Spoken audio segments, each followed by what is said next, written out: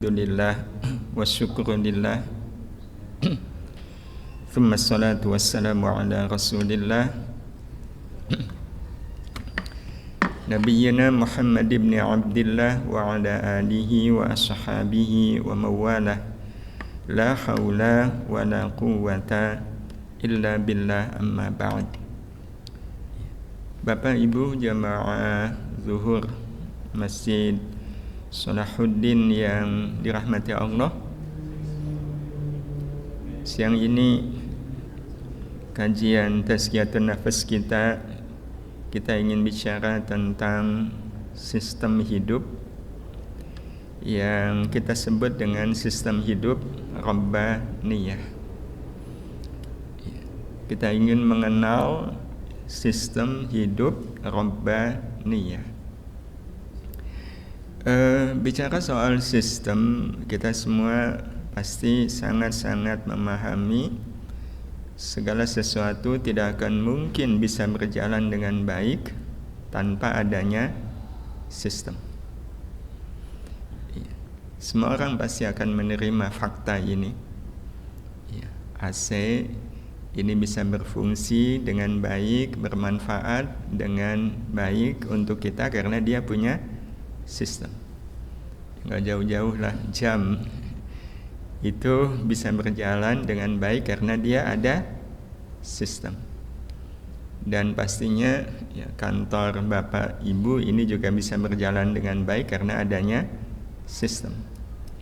Jadi kita bisa bayangkan kalau segala sesuatu tidak ada sistem, termasuk dalam hidup ini. Nah, tinggal masalahnya sistem apa yang kita pakai di dalam hidup. Secara logika saja, kalau orang bikin jam tapi pakai sistem yang ada pada AC, dia tidak akan bisa berjalan dengan baik. Karena salah sistem.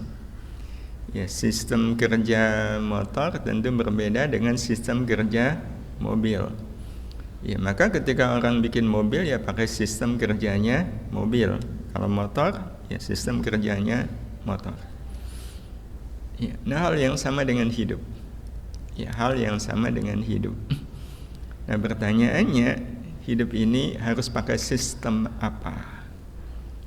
Nah, kalau bicara soal sistem apa, secara logika saja kita bisa menjawab.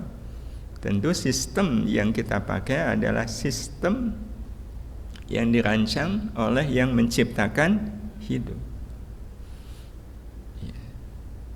Tidak akan mungkin kantor pajak ini diatur pakai sistem sekolah.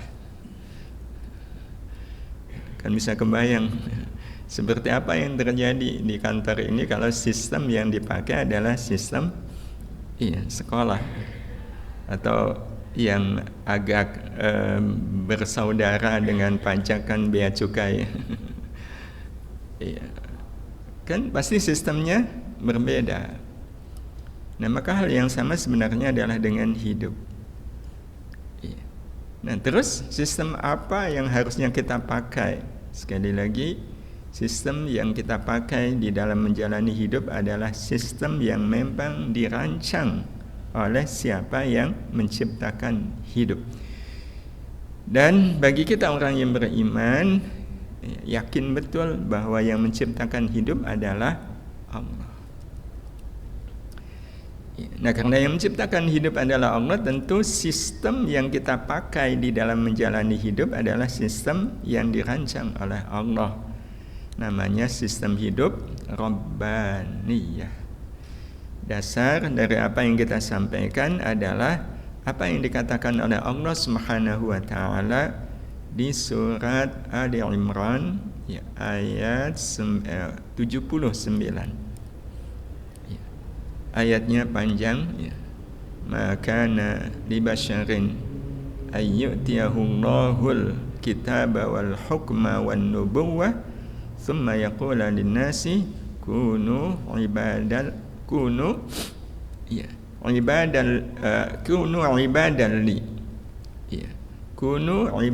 li walakin min dunillah kunu ibadan li min dunillah walakin kunu rabbaniyina bima kuntum tu'allimuna al-kitaba wa bima kuntum tadrusun. Di ayat yang panjang ini intinya ada pada dua kata, kunu rabbaniyina. Jadilah kalian kaum rabbaniyin. Jadilah kaum rabbaniyin. Siapa kaum rabbaniyin ini? Ya tiada lain adalah kaum yang menjalani hidup dengan konsep hidup rabbaniyah, dengan sistem hidup rabbaniyah. Jadi orang-orang yang menjalani hidup dengan sistem rabbaniyah punya sebutannya kaum rabbaniyin. Dan pada akhirnya nanti kita akan jumpai Bapak Ibu yang dirahmati Allah, menjadi rabbaniyin ini adalah keniscayaan hidup. Ya, hidup ini seandainya tidak ada petunjuk dari Allah, kunu rabbaniyin, jadilah kalian kaum rabbani. Ya, kalau kita betul-betul menggunakan akal kita, perasaan kita, itu kita sendiri yang meniscayakan saya harus menjadi kaum rabbani. Ya, ini kaum yang menjalani hidup sesuai dengan sistem rabbaniyah.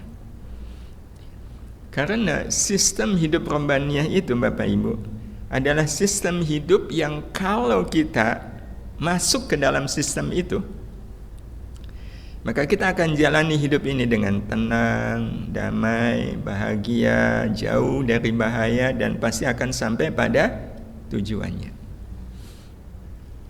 Itu sistem hidup rabbaniyah. Siapapun yang masuk ke dalam sistem ini, maka insya Allah hidupnya tenang, damai, bahagia, dan sampai pada tujuan. Tapi kalau ada orang yang hidup tidak mau mengikuti sistem hidup rabbaniyah, dijamin hidupnya tidak akan tenang, tidak akan damai, tidak akan bahagia. Hidupnya penuh dengan ancaman yang membuat dia sangat mungkin tidak sampai pada tujuannya. Analogi sederhana yang kita temukan faktanya dalam kehidupan kita adalah lalu lintas. Ada sistem nggak Bapak Ibu? Ada. Ya. Di Indonesia sistemnya adalah kalau di jalan raya ambil sebelah kiri. Itu sudah menjadi sistem. Kalau mau nyoba, tapi nggak usah nyobalah. Cobalah Bapak. Kalau dari barat, biar nggak putar balik kan enaknya lewat di perempatan UPN. Cobalah masuk ke jalur kanan. Bisa cepat sampai nggak ke pajak? Logikanya iya, karena nggak usah putar balik. Tapi apa yang terjadi? Pasti nggak akan tenang. Iya, betul. Pasti nggak akan damai, dan pastinya ada bahaya. Oh, saya pakai motor kok, saya melipir. Walaupun melipir, bayangkan dari barat melipir, itu nyaman nggak kita dalam perjalanan? Enggak. Semua orang memandang kan. Apalagi lihat seragamnya biru, mencemarkan nama institusi.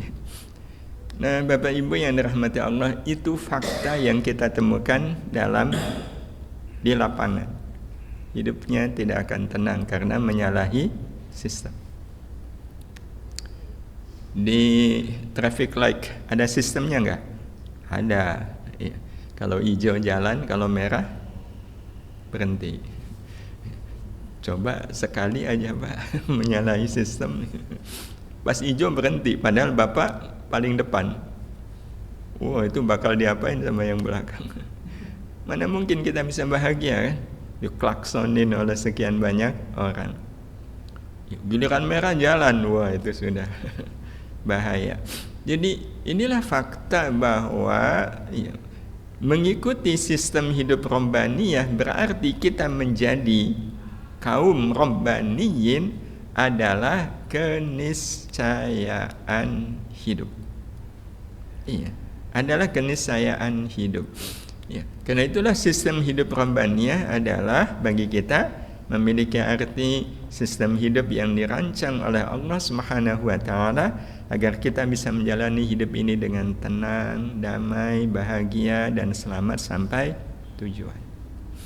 Dan bagi kita tujuan itu adalah ridha Allah. Bertemu dengan Allah di surga. Nah, karena itulah penting bagi kita bagaimana kita mengenali sistem hidup Rabbaniyah. Dan sistem hidup Rabbaniyah itu nggak pelik Bapak Ibu. Kayaknya lebih pelik sistem perpajakan deh. Orang BUMN sendiri, beliau pernah menduduki posisi paling atas di salah satu BUMN. Beliau sendiri mengatakan sistem BUMN di Indonesia itu adalah sistem yang paling sulit sedunia. Iya, sehingga akibatnya banyak petinggi-petinggi BUMN berurusan dengan hukum. Iya. Bisa jadi persoalannya bukan karena melanggar hukum, Allahu a'lam kalau itu, tapi ya begitulah sistem hidup kalau dibuat manusia itu. Iya, kadang saling bertabrakan justru. Tapi kalau sistem hidup Rabbaniyah yang dirancang oleh Allah Subhanahu wa taala itu amat sangat simpel, amat sangat sederhana dan mudah bagi kita untuk menjalaninya. Sistem hidup Rabbaniyah itu ada dua sisi, dan dua sisi ini memang nyata ada dalam kehidupan kita. Yang pertama adalah sistem Rabbaniyah yang mengatur urusan takdir. Dan yang kedua adalah sistem hidup Rabbaniyah yang mengatur urusan hukum. Dan satu hal yang pastinya kita alami, bahkan kita rasakan, kita hidup tidak akan pernah lepas dari takdir dan hukum. Betul Bapak Ibu? Hidup ini kan sebenarnya cuma menjalani dua sisi tadi. Kalau tidak menjalani takdir, ya menjalani hukum. Ada nggak yang lain selain takdir dan hukum yang harus kita jalani dalam hidup? Nggak ada. Hidup cuma menjalani takdir, hidup cuma menjalani hukum. Ya. Nah, disinilah Bapak Ibu yang dirahmati Allah, kasih sayang Allah melimpah kepada kita. Ya. Di antara dua, kalau boleh kita katakan rel kehidupan, Allah sudah membuat sistemnya. Sistem hidup di dalam menjalani takdir, sistem hidup di dalam menjalani hukum. Yang pertama, sisi pertama dulu, sistem Rabbaniyah yang mengatur bagaimana kita menjalani takdir. Pertama, kita sangat memahami kalau urusan takdir itu memang urusan Allah. Betul Bapak Ibu? Boleh nggak kita berharap besok nggak hujan? Ya boleh aja. Ya nggak apa-apa berharap. Tapi pernah nggak kita berharap besok nggak hujan tapi faktanya hujan? Kenapa? Emang takdirnya. Siapa yang kuasa menentukan takdir itu? Siapa lagi kalau bukan Allah? Jadi Allah lah yang menentukan takdir hidup manusia. Allah. Tapi Allah tidak hanya sekedar menghamparkan untuk kita takdir. Ya, tidak hanya sekedar mencurahkan berbagai macam takdir untuk kita, tapi Allah juga menghadirkan sistemnya bagaimana kita menjalani takdir tersebut. Yang kalau kita menjalani takdir itu sesuai dengan sistem yang sudah dirancang oleh Allah, maka takdir apapun akan menjadi keindahan dan kemuliaan bagi kita. Ya, takdir itu akan menjadi keindahan dan kemuliaan bagi kita. Apapun wujud takdirnya. Ya, kalau bicara soal takdir kan sebenarnya hanya ada dua kemungkinan. Kalau tidak takdir manis, ya takdir pahit. Ya. Dan bicara soal takdir manis dan takdir pahit, berlaku hukum sawang sinawang. Betul Bapak Ibu? Ya. Banyak orang-orang yang melihat Bapak Ibu enak ya di kantor pajak. Iya. Padahal yang kerja di kantor pajak sendiri suka senut-senut nggak? Iya. Nyawang yang lain ya. enakan beliau. Ya memang begitulah yang namanya takdir. Sangat-sangat subjektif ketika sudah jatuh pada diri manusia. Ya, tukang beca sama tukang cukur itu kan sawang sinawang. Kata tukang cukur, enak ya jadi tukang beca. Bisa jalan kemana-mana, melihat banyak pemandangan dan dapat uang. Dan dapat uang. Sementara pas tukang beca lihat tukang cukur, enak ya jadi tukang cukur. Nggak harus kemana-mana, nggak perlu kehujanan, kepanasan, cuma pegang kepala orang, udah dapat uang. Nah karena itu bicara soal takdir manis atau pahit itu relatif. Tapi faktanya memang takdir manis dan takdir pahit itu ada. Dan yang merasakan manis atau pahitnya takdir adalah siapa yang mendapatkan takdir itu. Hujan itu takdir manis bukan? Takdir manis bagi petani. Tapi bagi penjual es tungtung hujan adalah takdir pahit. Iya. Jadi begitulah yang namanya takdir. Tapi faktanya memang ada takdir manis, ada takdir pahit. Nah, maka sebenarnya bagi kita yang pengen betul hidup mengikuti sistem Rabbaniyah adalah bagaimana kita ikut sistem. Nah, bagaimana kita mengikuti sistem hidup Rabbaniyah kalau urusannya takdir? Cuma satu kata. Ridho. Ridho dengan takdir, baik manis maupun pahit. Nah, yang tidak ridho berarti dia menyalahi sistem.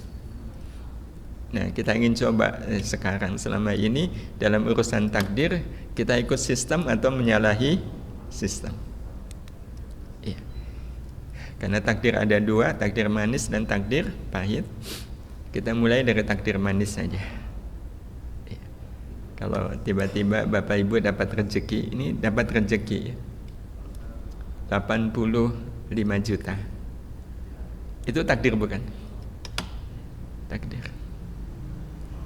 Iya, takdir. Dapat rezeki 85 juta. Pertanyaannya, Bapak Ibu ridho enggak? Semua orang pasti akan mengatakan, ya ridho lah dapat rezeki 85 juta. Cuma kalau kita kejar, wujud ridhonya apa? Kan ridho harus ada wujudnya. Apa wujud bahwa kita ridho? Ya saya senang. Saya senang dapat rezeki 85 juta. Apakah orang yang dapat rezeki 85 juta kemudian dia senang, tanda bahwa dia ridho? Jawabannya belum tentu. Ya. Nah, maka inilah pentingnya kita memahami sistem hidup Rabbaniyah, bahwa seseorang itu betul-betul dikatakan ridho dengan takdir manis. Nah, dalam sistem hidup Rabbaniyah diatur Bapak Ibu. Kita akan dianggap betul-betul ridho dengan takdir manis. Pertama, kita baca dulu takdir manis itu. Jadi nggak langsung seneng, enggak. Kita baca dulu takdir manis itu. Ini Allah berikan kepada saya karena Allah ridho. Ini rahmat dari Allah atau istidraj? Mungkin enggak rezeki dari Allah, takdir bernama rezeki itu adalah perwujudan manifestasi dari istidrajnya Allah kepada yang mendapatkan rezeki. Mungkin enggak Bapak Ibu? Pernah dengar kata istidraj? Apa itu istidraj? Ngelulu, diujo. Wujudnya apa? Allah kasih nikmat, tetapi sebenarnya Allah tidak ridho. Itulah yang namanya istidraj. Nah karena itu orang yang betul-betul mengikuti hidup Rabbaniyah, dia termasuk Rabbaniyin, dia akan baca dulu. Ya Allah, seminggu ini kan saya sholat malam enggak, Sholat subuh juga berkejaran dengan matahari. Sholat duha juga enggak, baca Quran juga enggak, ya. Malah kalau ketemu dengan teman-teman sukanya ngegosip, banyak dosa, banyak maksiat. Kok saya dapat rezeki 85 juta? Ini kemungkinan besarnya apa kalau begini nih? Istidraj. Ya. Nah kalau istidraj, apa yang harus kita lakukan?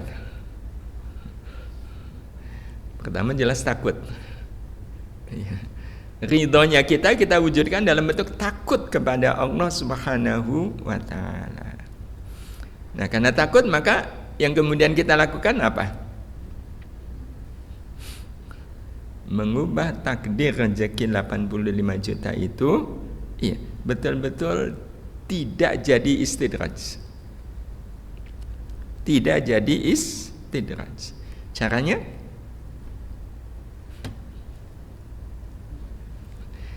berarti rezeki 85 juta itu sebenarnya bagi Rabbaniyin itu sebenarnya dia sedang diapakan oleh Allah? Ditampar kan? Ditampar pakai uang 85 juta. Itu tamparan enggak? Iya. Wah, ini saya sedang ditampar oleh Allah. Kalau tahu ini tamparan dari Allah, apa yang kita lakukan dengan 85 juta? Diambil atau nggak diambil? Kalau tetap diambil, berarti dia adalah orang yang tidak punya harga diri. Dia orang yang tidak punya izzah, orang yang tidak punya kemuliaan. Betul? Ya praktek sederhana sajalah. Ini praktek sederhana. Kalau seandainya ada orang ngasih, ini orang ya, ini orang ngasih uang Bapak Ibu 85 juta, tapi dengan cara uang itu ditamparkan ke muka Bapak Ibu.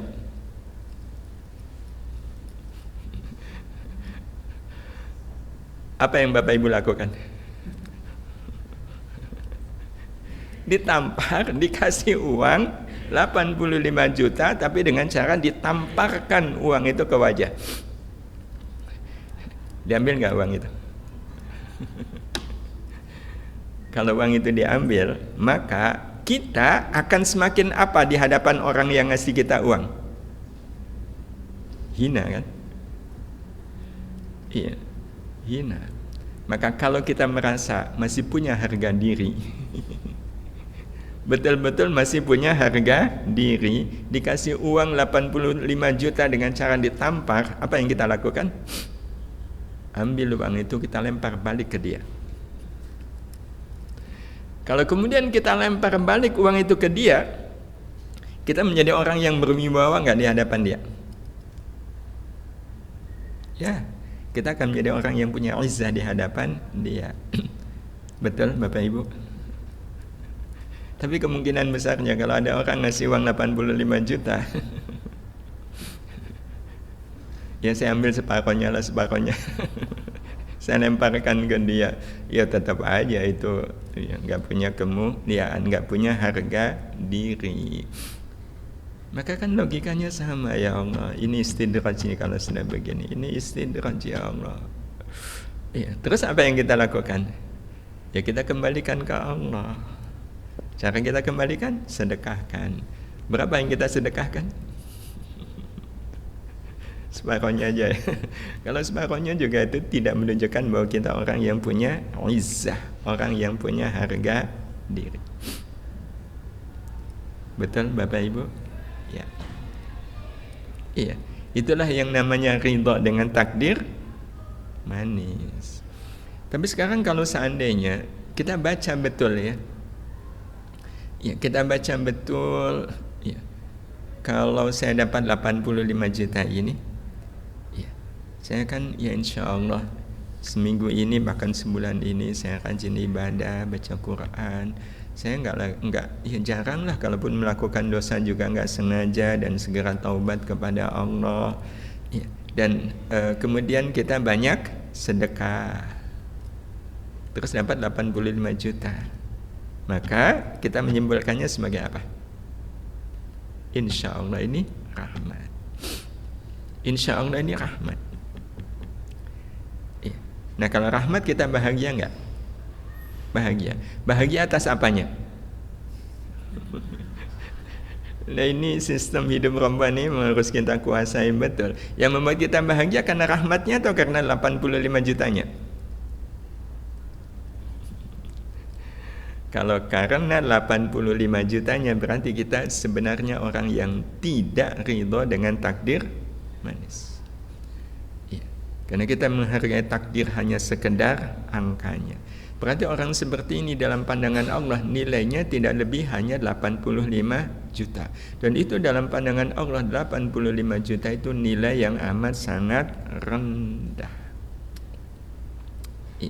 Maka bukti bahwa kita adalah robbaniyin, ya dapat rezeki 85 juta, ya saya senang.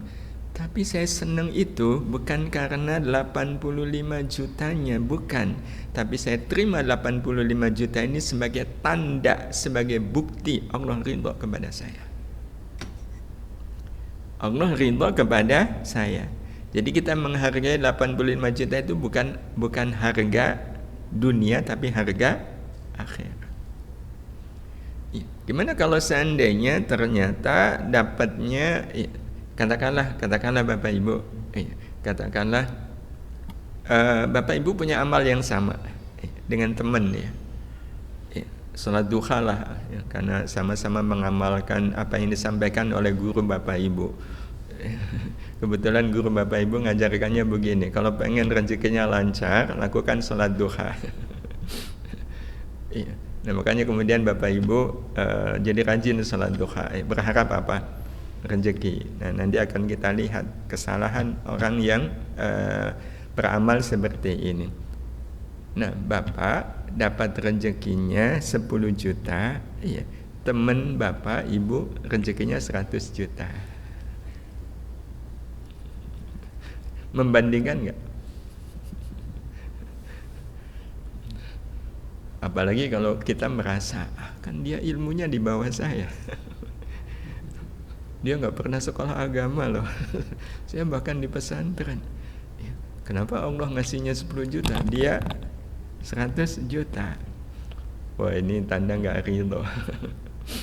Karena bagi kita sekali lagi yang membuat kita bahagia adalah bukan nominalnya, tetapi tanda kalau itu Allah ridho. Jadi kebahagiaannya lihat itu sebagai tanda saja.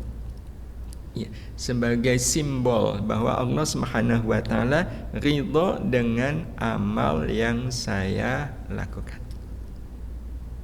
Ya, ridho dengan amal yang saya lakukan. Bapak Ibu semisal bakti sama orang tua, bantu orang tua lah. Ya, dari pagi sampai sore karena orang tua lagi riwah. Ya, pas pulang orang tua ngasih baju, Pak. Seneng nggak? Seneng. Yang membuat senang, lumayan nih, padahal cuma dari pagi sampai sore dapat baju. Ini orang kelasnya tinggi atau rendah? Kelas dia seharga baju. Tapi karena kita orang yang sudah dewasa, faham, kok orang tua sampai ngasih saya baju? Oh, kalau begitu ini tandanya orang tua ridho, berkenan dengan apa yang saya lakukan untuk orang tua.